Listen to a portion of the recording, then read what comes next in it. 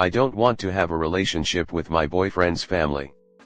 My boyfriend and I have a long history and a bumpy past, mostly because of his family.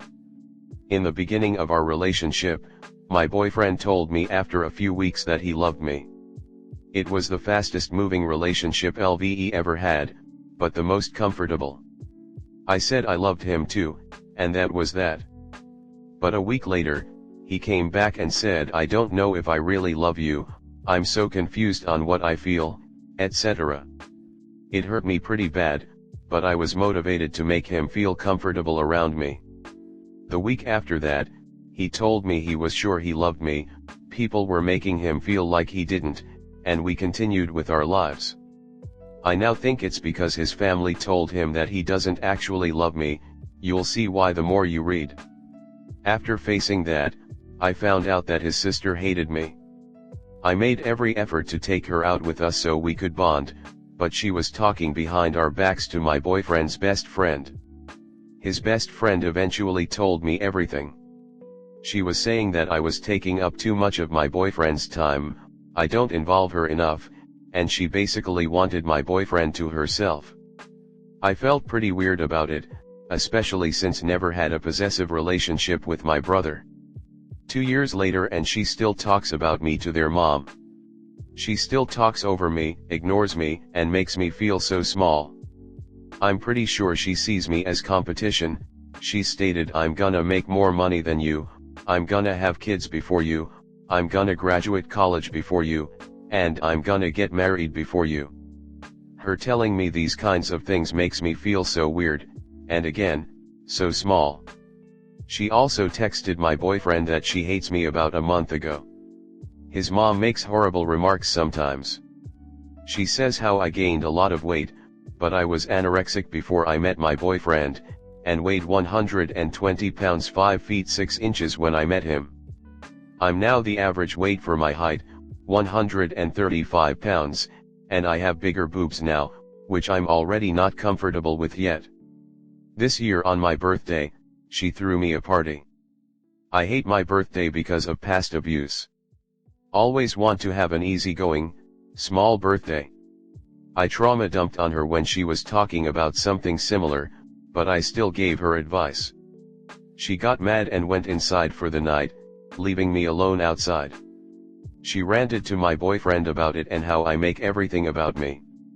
I really didn't ask to celebrate, and I was just giving advice because sometimes as humans, we could be missing such a simple thing that'll fix us. She complained that she didn't want advice from me and that I need to shut up. The same night, my boyfriend told me that he tells his mom everything, which I'm really not comfortable with. When we have an argument, she gives me advice or tells me that I need to communicate when she doesn't know the full story, and we had already resolved it by that point. I'm always walking on eggshells with her. I've put my foot down and set some boundaries with my boyfriend about our privacy. I understand he needs to vent too, but I'd be more comfortable with him talking to somebody that doesn't put him down and is unbiased. I introduced him to my brother's friend group, so he's going to talk to them from now on. I'm pretty set on not being close with his family. It really bothers me that I won't have a relationship with my boyfriend's family, but it bothers me more how they make me feel so small. Thoughts? Next story 2. Is my GF cheating on me? I find it difficult to fully trust my girlfriend, considering our relationship of just over a year. Additionally, I grapple with drug-induced psychosis, leading to auditory hallucinations and delusional thoughts. The trust issues surfaced when she displayed unexpected expertise in intimate matters, despite her limited prior experience.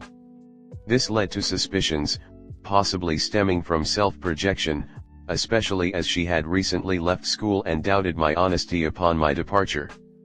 A particular concern arose when she befriended a gay individual whom she found attractive. Although she readily removed him from her contacts upon my request, I later noticed continued communication from his end.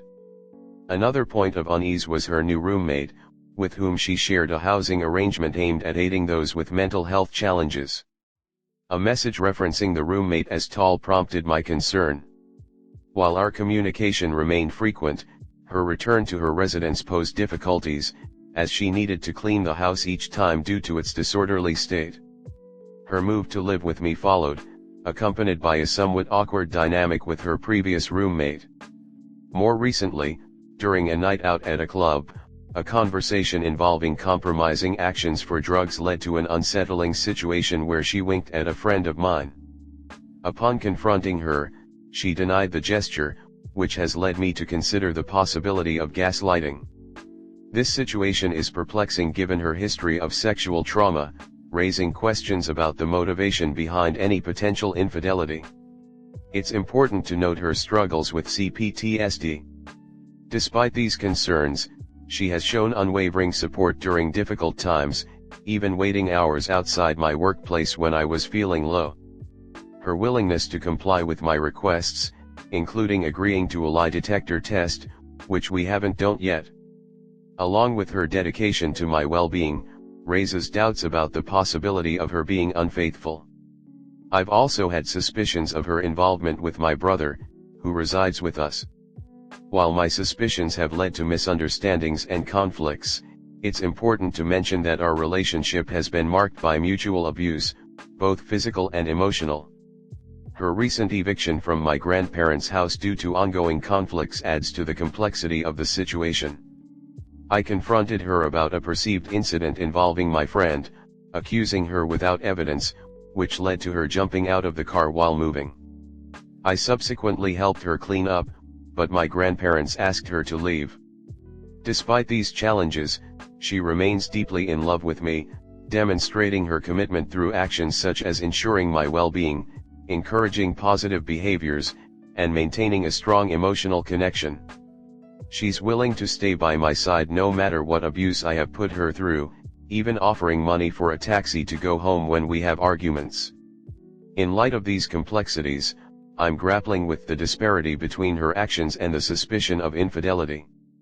I acknowledge my challenges in articulating my thoughts, but I hope this provides a clearer understanding of my situation. Comment.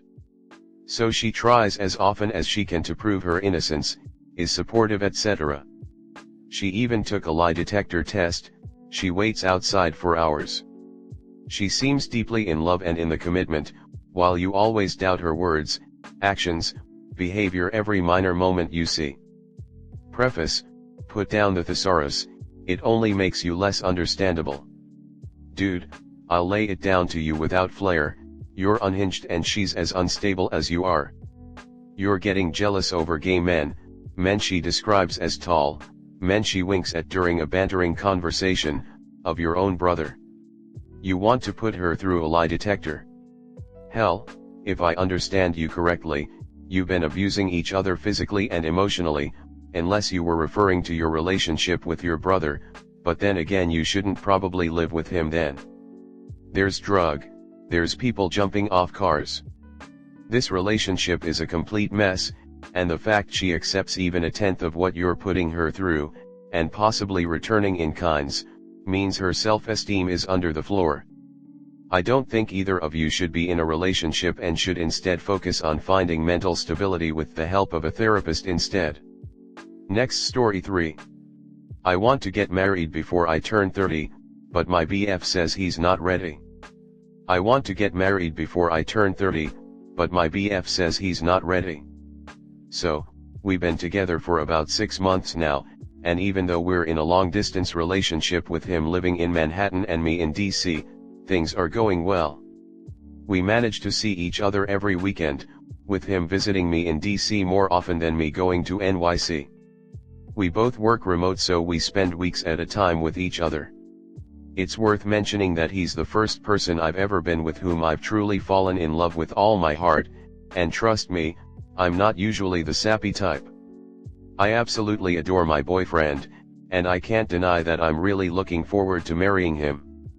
I've said I wanted to be married by 30, but he will be 27. I want to make it clear that my intentions are for us to get married both for cultural reasons and for perhaps my own insecurity. I've always believed you're single until you're married. We are exclusive and I do trust him, but I worry that he'll cheat on me or leave me, Although he's never ever gave me a valid reason to think this, please be gentle. I know it sounds crazy and I don't say this directly to him, but I do fear it in my subconscious. He's the first person I've introduced formally as my boyfriend, and that in itself is scary to me. We've had these conversations quite a bit, and each time I bring it up, he gets a bit overwhelmed and says he doesn't think he'll be ready by 27. I've even shed a few tears because it's important to me and I worry about our timeline. On another note, I've met his family here in the States, and we have exciting plans to visit his parents in Europe over Christmas and New Year's. However, I still haven't introduced him to my family. I'm honestly terrified of the possibility of us breaking up, and it turning out that I've made a mistake. He'll be meeting my parents on Thanksgiving. That's when I'll tell my family. Breaking up is not an option at all. We've both agreed on this. But how can I get him to understand how important this is to me without sounding naggy or needy?